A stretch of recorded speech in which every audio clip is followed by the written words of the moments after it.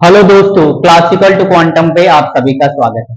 आज इस वीडियो में हम लोग अल्टरनेटिंग करंट का कुछ बहुत ही इंपॉर्टेंट पीवाईक्यूज करेंगे। एक्चुअली ये वाला जो पीवाईक्यूज जितने भी है पावर से रिलेटेड है, ठीक है। और एक लास्ट वाला जो पीवाईक्यू है भैया वो एलआर सर्किट का बहुत ही मस्त सवाल है, ठीक है। तो आप लोग क्या कीजिएगा, आप लोग एक एक क्वेश्चन को लगाइएगा, आंसर आएगा तो उसको कमेंट में कीजिएगा, फिर सोल्यूशन देखिएगा, ठीक है। तो चलिए पहला सवाल से हम लोग शुरू करते हैं, ठीक है। क्या है पहला सवाल आपका भैया 2026 के लिए इंपॉर्टेंट होने वाला है। पहला सवाल ए है, a capacitor of reactance 4 root 3 ohm and a resistor of resistance 4 ohm are connected in series with an AC source of peak value 8 root 2 volt. The power dissipation in the circuit is, सिर्फ power बोला है ना भैया। तो power का देखिए formula क्या होता है, पी एवरेज का जो फॉर्मूला होता है आपका क्या होता है, G R M S into I R M S into cos five. Cos five क्या होता है, पावर फैक्टर। कॉस फाइव होते क्या है आपके, आर बाई जेड होता है आपका कॉस फाइव। अच्छा, and V R M S क्या होता है भैया, V R M S V naught by root two, and I R M S क्या होता है भैया, I not by root two. And Z आपका क्या होता है, जेड आपका इंपिडेंस होते हैं। इंपिडेंस निकालते कैसे, Z equal to root under, अगर ये कौन सा है सिर्फ कैपेसिटर वाला है और एल है तो एक सी का स्क्वायर प्लस आर का स्क्वायर, ठीक है। यानी सी आर सर्किट के लिए जब कैपेसिटर और आपका रेजिस्टेंस सीरीज में कनेक्टेड हो तो उसके लिए जेड ऐसे निकाल सकते हैं। अच्छा, अब यहाँ पर देखिए भैया, जब भी सर्किट में सिर्फ बोलेगा कि पावर फाइंड कीजिए तो आपको एवरेज पावर फाइंड करना, P average V R M S into R M S into cos five. अगर एपरेंट मेंशन किया, एपरेंट पावर, एपरेंट पावर का फॉर्मूला हो जाता है आपका भैया V R M S into I R M S, ये आपका एपरेंट पावर, ठीक है। तो एपरेंट पावर मेंशन कर देगा, जब तक मेंशन नहीं करेगा हम लोग क्या फाइंड करेंगे, एवरेज पावर ही फाइंड करेंगे, ठीक है। अच्छा, तो यहाँ पर रिएक्टेंस, कैपेसिटिव रिएक्टेंस, एक सी का वैल्यू कितना दिया हुआ आपका 4 रूट 3 दिया हुआ है, और आर का वैल्यू कितना दिया आपका 4 दिया हुआ, ठीक है।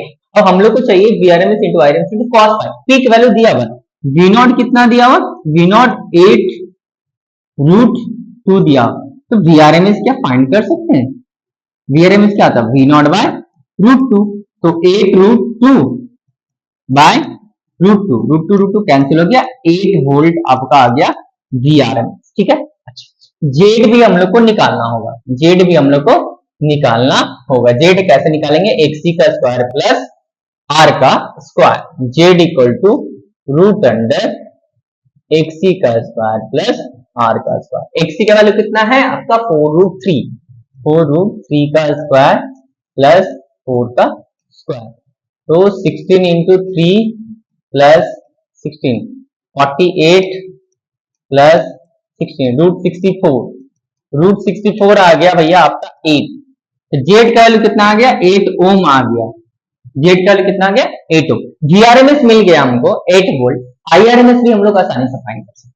आईआरएमएस क्या होता है, IRMS VRMS by Z, VRMS by Z. VRMS कितना मिला 8, जेड का वैल्यू भी कितना मिला 8, आईआरएमएस का वैल्यू कितना आ गया 1। तो वीआरएमएस हम लोग को 8 वोल्ट मिल चुका है, आईआरएमएस 1 मिल चुका है और जेड का वैल्यू 8 मिल चुका है, ठीक है। अब cos फाइव यहाँ पर बता देता हूँ, cos फाइव आपका होता है आर बाय जेड, ठीक है, आर बाय जेड। फॉर्मूलाज भी साथ साथ में मैं बताते जा रहा हूँ, ठीक है। अच्छा, वीआरएमएस का वैल्यू हम पुट करेंगे, वीआरएमएस कितना है 8, अच्छा, IRMS 1, cos five R by Z, R का वैल्यू कितना है भैया 4 है, जेड का वैल्यू कितना निकला 8, 4 टू जा 8 4, तो 4 वॉट आ गया, ठीक है। तो एवरेज पावर जो यहाँ पर डिसिपेट होगा वो कितना होगा 4 वॉट होगा, आंसर में आ गया आपका 4, ठीक है। इतना सिंपल सवाल, इतना सिंपल सवाल भी जेईई मेंस में आते हैं, ठीक है। तो ये सब सारे छोटे छोटे सवाल भी इंपॉर्टेंट होते हैं भैया, ठीक है, तो करना जरूरी है। अगला सवाल देखते हैं, ठीक है। अगला सवाल क्या है, ए है, क्या है, when a DC voltage of 100 volt is applied to an inductor, a DC current of 5 ampere flows through it। अच्छा, एक इंडक्टर है, अच्छा, यहाँ पर क्या है, एक डीसी बैटरी लगा हुआ है, बैटरी लगा हुआ तो बैटरी से जो वोल्टेज आता है डीसी करंट ही फ्लो करता है, ठीक है। जब बैटरी लगाएंगे तो डीसी करंट, करंट कितना फ्लो कर रहा है आपका 5 एम्पियर, 5 एम्पियर करंट फ्लो कर। अच्छा, when an AC voltage of 200 peak value मैंने V नॉट का वैल्यू दिया is connected to an inductor, मैंने वही इंडक्टर के साथ अगर AC वोल्टेज कनेक्ट कर दिया जाए, ठीक है, AC सोर्स लगा दिया जाए जिसका V नॉट पीक वैल्यू कितना हो 200 हो, ठीक है, 200 हो, तो इसका इंडक्टिव रिएक्टेंस माने XL जो है, इसका XL का वैल्यू कितना आया है आपका 20√3 आ गया है। तो बोला है कि power dissipation in the circuit बताइए, पावर बताइए, ठीक। अच्छा, तो ये वाला सर्किट हम लोग को क्यों दिया भैया, जब हम लोग एक बैटरी लगाएंगे ना इंडक्टर के अक्रॉस में, तो इंडक्टर एक सिंपल वायर की तरह बिहेव करता है, ठीक है। तो यहाँ पर जो केस है, पहला केस जो दिया है कि एक इंडक्टर बैटरी से कनेक्टेड है जिसका वोल्टेज 100 वोल्ट है और 5 एम्पीयर करंट फ्लो हो रहा है, इसका मतलब यहाँ से इस वायर का हम लोग को रेजिस्टेंस निकालने के लिए, यहाँ से इस इंडक्टर का जो है in the form of coil उसका रेजिस्टेंस निकालने को बोला। तो V equal to I R हम लोग यहाँ पर सिंपली लगा सकते हैं, तो R equal to V by I कर सकते हैं। V का वैल्यू कितना है 100 एंड I का वैल्यू कितना आपका 5, तो 20 ओम आ गया, इस कॉइल का रेजिस्टेंस कितना आ गया 20 ओम। अच्छा, एंड एक्सेल का भी वैल्यू पता है हम लोग को, एक्सेल का भी वैल्यू पता है, तो क्या हम लोग आपका जेड निकाल सकते हैं क्योंकि पावर पूछा है ना, तो पावर तो यही होने वाला है VRMS into IRMS into cos five into cos five. अच्छा, तो यहाँ पर देखिए पहले cos फाइव R का वैल्यू पता चल गया, जेड का वैल्यू निकालते हैं। जेड इक्वल टू कितना हो जाएगा root under R square plus XL का स्क्वायर होगा, R का वैल्यू कितना 20 का स्क्वायर, XL कितना आया भैया 20√3 का स्क्वायर, ठीक है। जिसको स्लो लग रहा है वो वीडियो को पास करके देख सकता है, जल्दी जल्दी देख पाइए कितना होगा 400 प्लस 400 इंटू 3 तो 1200, तो 1600 का स्क्वायर रूट कितना आता है 40 ओम। तो जेड का वैल्यू हम लोग को कितना आ गया 40, तो cos फाइव हम लोग को फाइंड करना। जेड का वैल्यू यहाँ पर R का वैल्यू कितना है 20 ओम, V नॉट कितना दिया हुआ आपका 200 एंड जेड का वैल्यू आ गया 40। हमको चाहिए क्या power average IRMS into VRMS into cos 5, तो cos 5 हम लोग पहले फाइंड कर लेंगे R बाय जेड। R का वैल्यू कितना है 20, जेड का वैल्यू 40 आया है, तो यहाँ पर हाफ, cos 5 कितना गया हाफ। देखिए VRMS क्या होता है V नॉट बाय रूट 2 होता है, V नॉट बाय रूट 2। अच्छा देखिए VRMS को हम लोग चेंज कर लेते हैं किसके फॉर्म में, VRMS कितना हो गया V not by root 2 and IRMS को हम लोग ऐसे भी लिख सकते हैं IRMS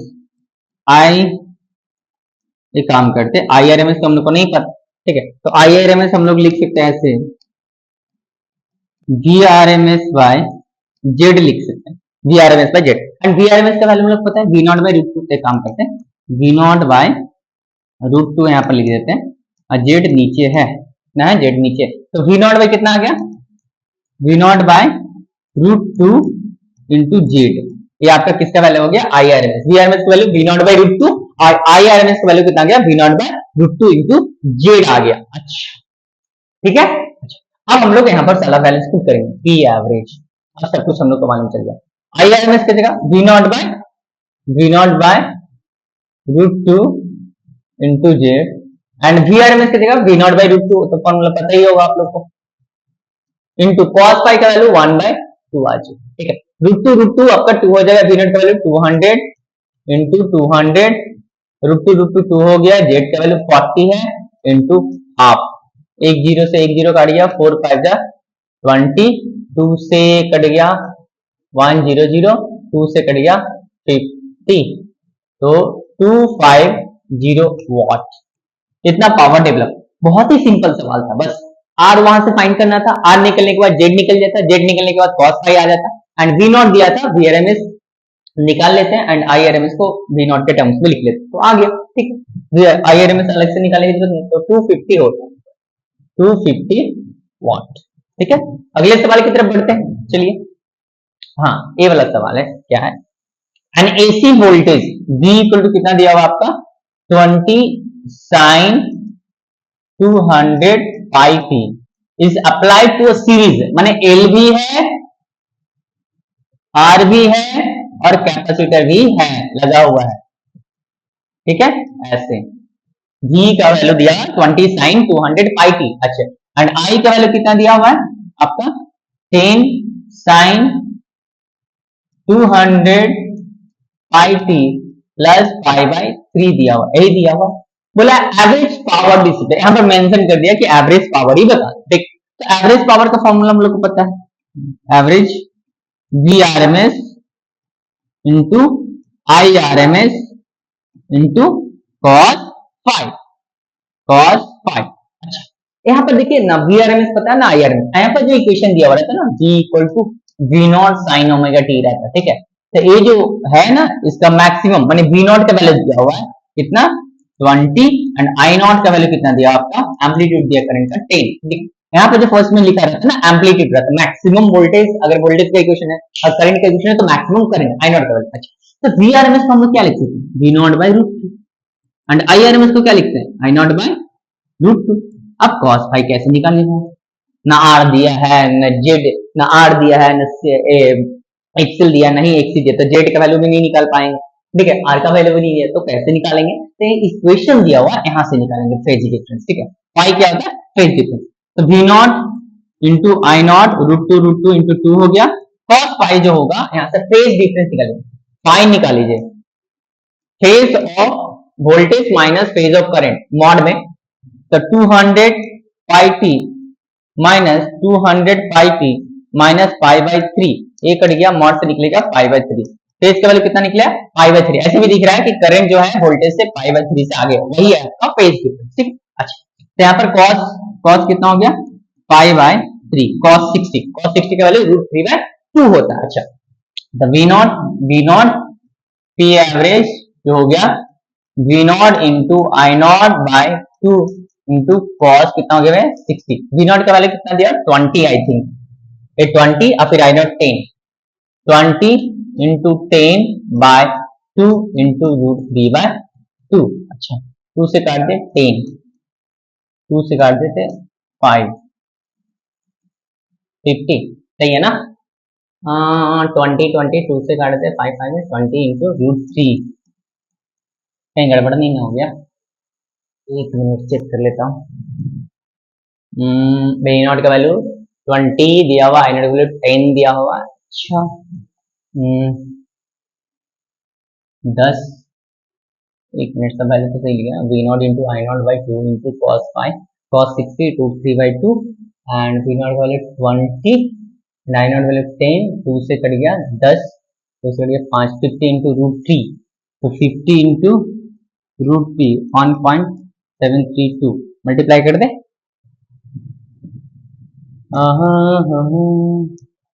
50 इंटू 1.732 इंटू 50 866.6 आ रहा है, 86.6 वॉट, ऐसा ऑप्शन है क्या 866 नहीं है, नहीं तो गलत नहीं हुआ, एक काम करते हैं देख लेते हैं। V नॉट कितना दिया हुआ आपका 20, आई नॉट कितना हुआ है 10 है, 5 बाई 3 आपका 60, तो कहीं काटा कुटी में गलती गया है क्या, एक मिनट इधर से मैं हटा दिया, शायद काटा कुटी में गलती होगी। ये कितना है आपका रूट टू इंटू 2 हो जाएगा 20 इंटू कितना है आई नॉट आपका 10 है, यहाँ पर 2 है, cos 60 जो होता है पाई बाई 3 60 हो जाएगा, तो cos 60 आपका हो जाएगा 1/2, cos 60 क्या हो जाएगा भैया रूट 3 बाई 2 हो जाएगा, ठीक है, cos 60 रूट 3 बाई 2 होगा ना, ये क्या रहता है 30, ये 60, ये 1, ये आपका 1/2 होगा cos 60 भाई, तो हम भी कंफ्यूज हो गए, कभी कभी हम भी कंफ्यूज हो जाते हैं, ठीक है। अच्छा देखिए 2 से 10, 2 से 5, 50 वॉट कितना आ गया 50, I am so sorry, cos 60 का वैल्यू हाफ होता है, ठीक है, माय मिस्टेक, cos 60 का वैल्यू कितना होगा हाफ, तो ऑप्शन कौन सा आएगा आपका ऑप्शन डी आएगा, ऑप्शन डी आएगा, cos 60 का वैल्यू हाफ होता है, cos 30 का वैल्यू रूट 3/2 होता है, ठीक है, आई एम सो सॉरी। चलिए नेक्स्ट यहाँ पर, हाँ, सीरीज एलआर सर्किट है connected with an AC source. अच्छा, सीरीज एलआर सर्किट है, ये आपका एल बना दे रहा हूँ, ठीक है, ये आपका आर है, ठीक है, और यहाँ पर एसी सोर्स से जुड़ा हुआ एल है, आर है, जो भी है। तो बोला है कि connected with an AC source E equal to कितना है 25 साइन 100,000 टी है। अच्छा, ये जब जुड़ा हुआ था LR circuit connected with an AC source कितना हैज अ पावर फैक्टर, मैंने cos पाई का वैल्यू दिया हुआ कितना, cos पाई आपका दिया हुआ 1/√2। अच्छा, ठीक है। अच्छा, if the source of EMF is change, अगर सोर्स ऑफ ईएमएफ मैंने ईएमएफ को ही चेंज कर दिया, ठीक है, यहाँ पर ऐसे बना लेता हूँ, सोर्स ऑफ ईएमएफ को चेंज कर दिया गया है, ठीक है, ई को क्या कर दिया गया है 20 साइन 2000 टी कर दिया गया है। तो न्यू पावर फैक्टर पूछा मैंने, cos फाई का नया वैल्यू क्या, cos फाई तो चेंज हो जाएगा ना, क्यों, देखिए यहाँ पे cos फाई क्या होता है r/z होता है, z क्या होता है रूट अंडर एक्सएल का स्क्वायर हो जाएगा प्लस आर का स्क्वायर। एक्सएल क्या होता है ओमेगा इंटू है, तो ओमेगा चेंज हो गया ना, ये भैया क्या होता है साइन ओमेगा टी, तो ओमेगा का वैल्यू यहाँ पर 1000 है, ओमेगा का वैल्यू यहाँ पर 2000 है, तो एक्सेल का वैल्यू चेंज होगा तो पावर फैक्टर भी चेंज हो जाएगा, ठीक। तो हम लोग को निकालना होगा कि यहाँ पर नया पावर फैक्टर क्या होने वाला है, ठीक। नहीं आर दिया है, नहीं एक्सेल वगैरह कुछ नहीं दिया, ठीक है।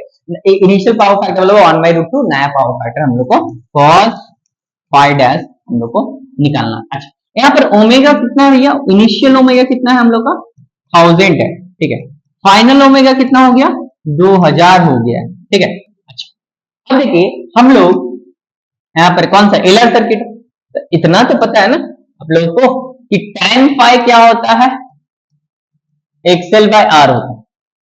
एलआर सर्किट में लीड कौन करता है, एलआर सर्किट है ना, इंडक्टर है और एल है, तो करंट पीछे रहता है और वोल्टेज आगे चलता है, ठीक है। अच्छा, तो यहाँ पर ऐसे हम लोग बनाते हैं ना, इधर आर बना लेते हैं, इधर क्या बना लेते हैं एक्सएल बना लेते हैं, ठीक है।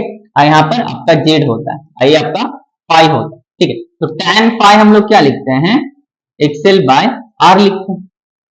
फाई तो हम लोग का फेज डिफरेंस है, अगर फेज डिफरेंस मिल गया तो cos फाई हम लोग आसानी से निकाल सकते हैं, ठीक है। तो tan phi XL by R लिखते हैं, तो initial tan phi XL by R, तो एक्सएल की जगह हम लोग दो इक्वेशन बनाएंगे, देखिए tan phi XL omega initial into L by R, अच्छा, and tan phi dash omega final into L by R, क्योंकि एल और आर वो तो चेंज नहीं किए, क्योंकि एल तो आपका इंडक्टर का ज्योमेट्री पे डिपेंड करता है, वो तो चेंज नहीं किया, और रेजिस्टर भी चेंज नहीं किया, सिर्फ वोल्टेज का सोर्स चेंज किया, ठीक है।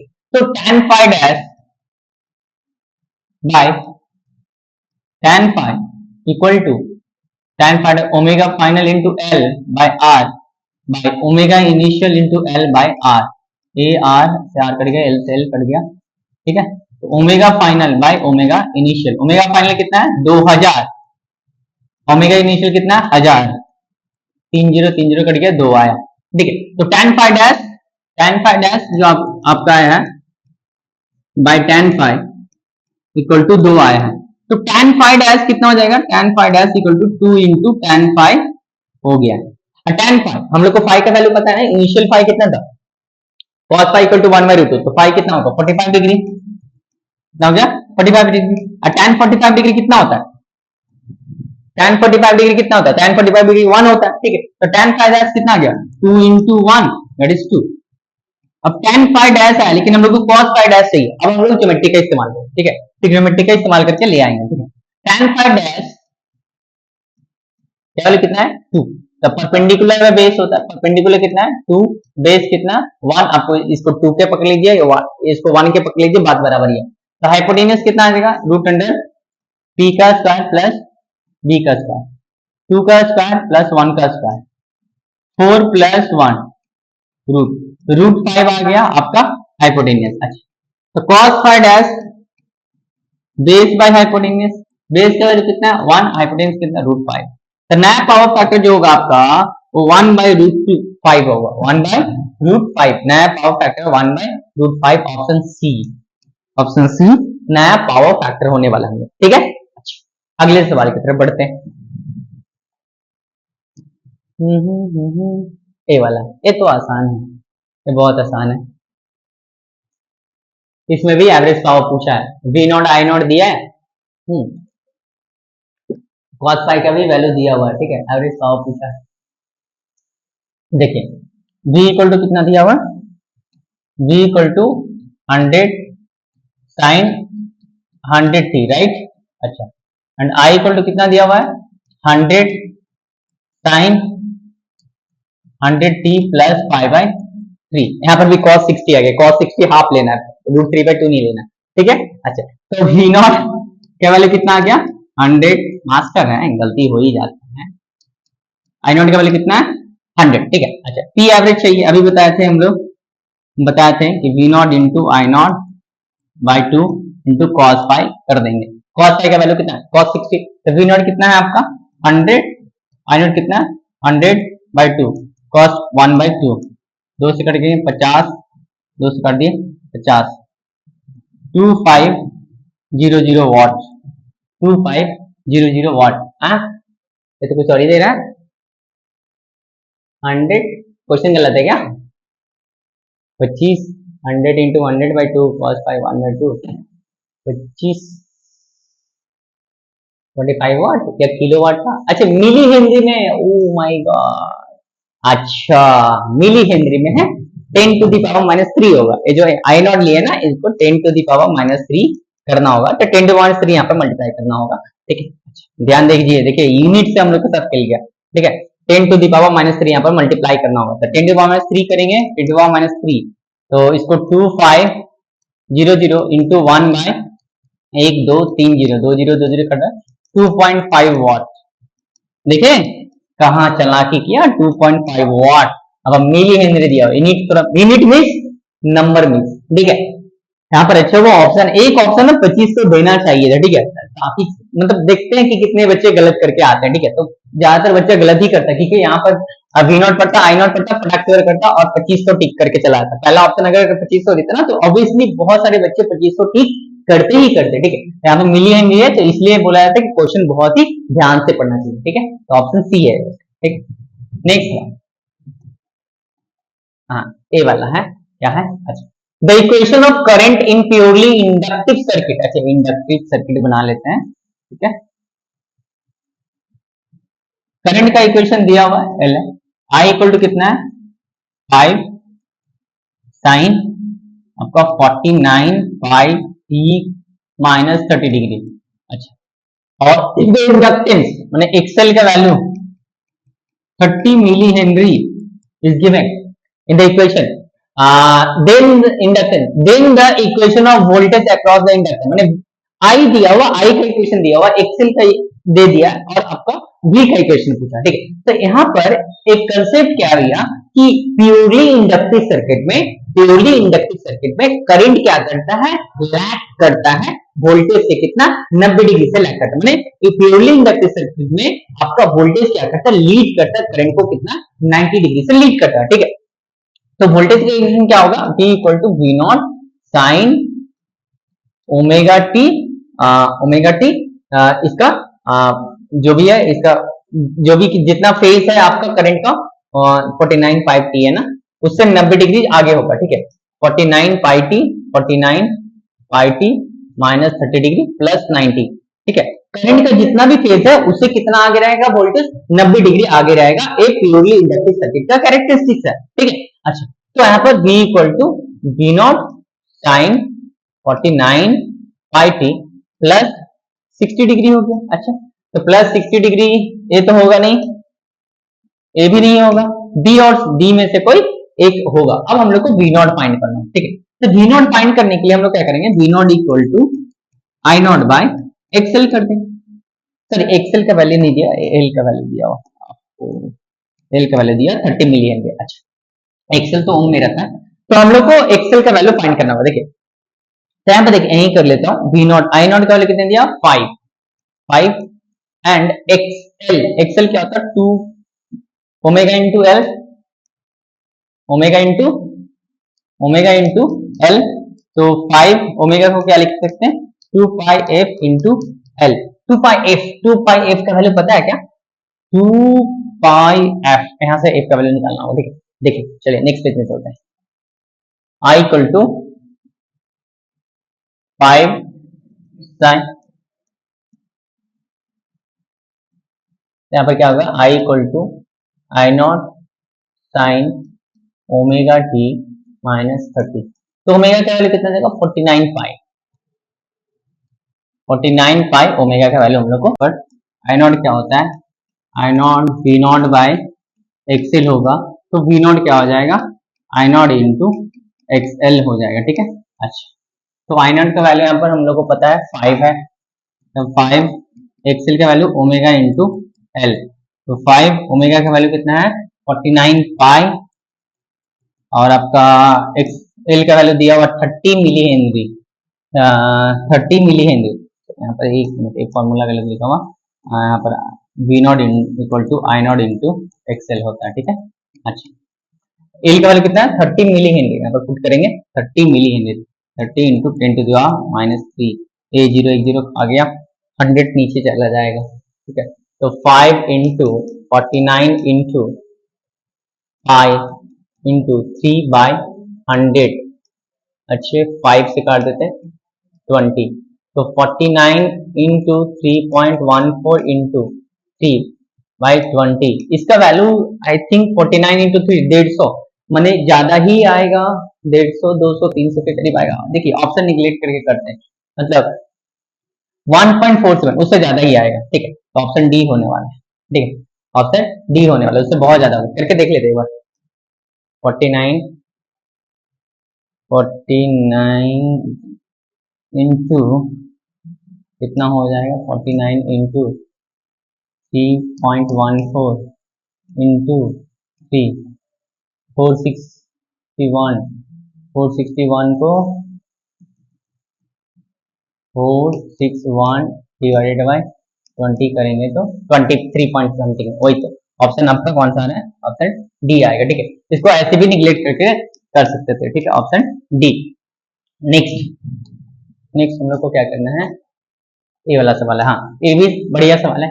For the given circuit the current I through the battery when the key is closed and the steady state has been reached. ठीक है, एक सर्किट दिया हुआ, ठीक है, जैसे बैटरी को कनेक्ट किया गया, ऐसे कनेक्ट किया गया, तो स्टेडी स्टेट में बोला है कि करंट कितना फ्लो हो रहा है। स्टेडी स्टेट में क्या होगा, करंट कांस्टेंट हो जाएगा। तो स्टेडी स्टेट में जब करंट कांस्टेंट हो जाता है तो इंडक्टर आपका एक सिंपल वायर की तरह बिहेव करता है। ठीक है, तो इंडक्टर को हटा के हम लोग क्या लगा देंगे, एक सिंपल वायर लगा देंगे। स्टेडी स्टेट का बात कर रहे हैं, स्टेडी स्टेट में ए हटके एक वायर लग जाएगा, जस्ट ऐसे, फिर यहाँ पर एक ऐसे, यहाँ पर एक ऐसे, और यहाँ पर एक ऐसे रजिस्टर बना दिए। ठीक है, अच्छा दिखने में बड़ा सा लग रहा है लेकिन है कुछ नहीं। ठीक है, बस कंसेप्ट आना चाहिए। ये 2 ओम है, ये 3 ओम है, ये 3 ओम है, 3 और तीन रजिस्टर्स, हर एक का 3 ओम है और तीनों पैरेलल में है, तो कैसे निकालेंगे। आर इक्विवेलेंट कितना होता है आपका, R बाय 3, वैल्यू कितना है, आर का वैल्यू कितना है 3, 3 तो है, तो कितना आ गया 1। ठीक है, तो ये तीनों को हटा के 1 कर सकते हैं। यहाँ पर ये 2 हो गया, तो क्या गया 1 हो गया, ये 2 हो गया, ये 1 हो गया, ये कितना है 30। तो आर इक्विवेलेंट ओवरऑल कितना आ जाएगा आपका 3 ओम। आर इक्विवेलेंट मेरा इस सर्किट का कितना आ गया, एट स्टेडी स्टेट 3 ओम आ गया। ठीक है, अच्छा जी का वैल्यू कितना है 30, V equal to we know I R equivalent, I equal to V by R equivalent, V का वैल्यू कितना है 30, आर इक्विवेलेंट कितना है 3, 10 एम्पियर, ऑप्शन सी। बहुत आसान था। स्टेडी स्टेट, जब भी स्टेडी स्टेट पूछेगा इंडक्टर को हटा के सिंपल वायर कनेक्ट कर लीजिए। नेक्स्ट आपका एक शायद लास्ट सवाल है, हाँ ये लास्ट सवाल है, क्या है, series LR circuit is connected to a battery of EMF V if the circuit is switched on, माने सीरीज LR सर्किट है, ऐसे पिछला वाला दिख रहा है, ये रजिस्टर है। ठीक है, यहाँ पर आपका बैटरी लगा हुआ, ठीक है, ऐसे ऐसे कनेक्ट कर दी, t इक्वल टू 0 पे इसको एकदम कनेक्ट कर दी। ठीक है, तो then the time at which the energy stored in the inductor reaches 1/n times its maximum value. ठीक है, इस इंडक्टर के अंदर मैक्सिमम वैल्यू ऑफ एनर्जी कब जाएगा, स्टेडी स्टेट केस में, ठीक है। तो मैक्सिमम एनर्जी जो होगा इंडक्टर के अंदर कितना होगा, हाफ एल आई नॉट का स्क्वायर, ये मैक्सिमम एनर्जी है। लेकिन बोला टी इक्वल टू टी बताइए, उस टाइम जो एनर्जी होगा 1/n टाइम्स मैक्सिमम एनर्जी, ठीक, माने कितने समय पे इंडक्टर के अंदर जो एनर्जी होगा वो मैक्सिमम एनर्जी का 1/n होगा, ठीक है। तो इक्वेशन यहाँ पर लिख रहा हूँ, मान लीजिए टी इक्वल टू टी समय पे यहाँ पर करंट आई जा रहा है, ठीक है, यहाँ पर करंट क्या जा रहा है, आई जा रहा है, तो इसके अंदर जो एनर्जी है आपका वो कितना है, हाफ एल आई स्क्वायर है, और ये जो एनर्जी है आपका 1/n टाइम्स मैक्सिमम एनर्जी है, ठीक है। माने यहाँ पर half L I square equal to 1/n into half L I naught का स्क्वायर, हाफ एल आई कर गया, आई स्क्वायर इक्वल टू कितना हो गया, I naught square by N, I equal to कितना हो गया, I not by root N हो गया, आई इक्वल टू कितना हो गया, I not by root N, I equal to कितना हो गया, I not by root N हो गया। अच्छा, अब हम लोग को करंट का इक्वेशन पता है कि सीरीज एलआर सर्किट में क्या होता है, धीरे धीरे करंट क्या होता है, ग्रो होता है, ठीक है। तो इसका इक्वेशन क्या होता है, I equal to I not 1 E का माइनस पी बाय टाउ, क्या होता है, time constant L by R होता है। अच्छा, तो यहाँ पर आई का वैल्यू हम लोग को पता है, टी इक्वल टू टी पे आई का वैल्यू कितना है, आई का वैल्यू आई है, जिसका वैल्यू कितना, I not by root N, I not by root N, यहाँ पर क्या करेंगे, I not by root N, यहाँ पर क्या होगा, आई नॉट ही होगा 1 माइनस ई का minus T by tau, I not cancel हो गया, 1 बाय रूट एन, ठीक है, 1 माइनस ई का माइनस टी बाय टाउ, ये वाला टर्म को इधर ले आए, ई का minus T by tau, 1 minus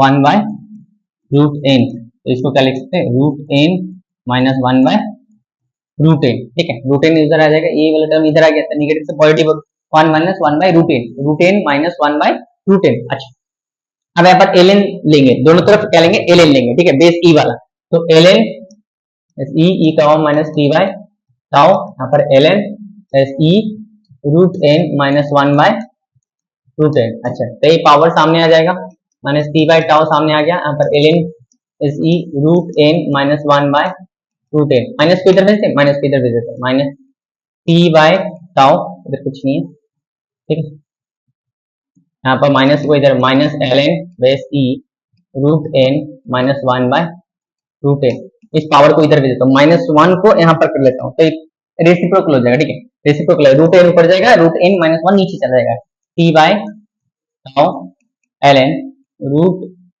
N minus 1 by root N का पावर कितना, माइनस 1, तो L N root N by root N minus 1 हो गया, ठीक है, ये हो गया, और टाउ जो है इधर चला जाएगा, T equal to tau L N root N by root N minus 1, tau का वैल्यू एल बाय आर, ठीक है, तो L by R L N root N by root N minus 1, ठीक है। तो कौन सा ऑप्शन है, चलिए मैच कराते हैं, L by R L N root N by root N minus 1,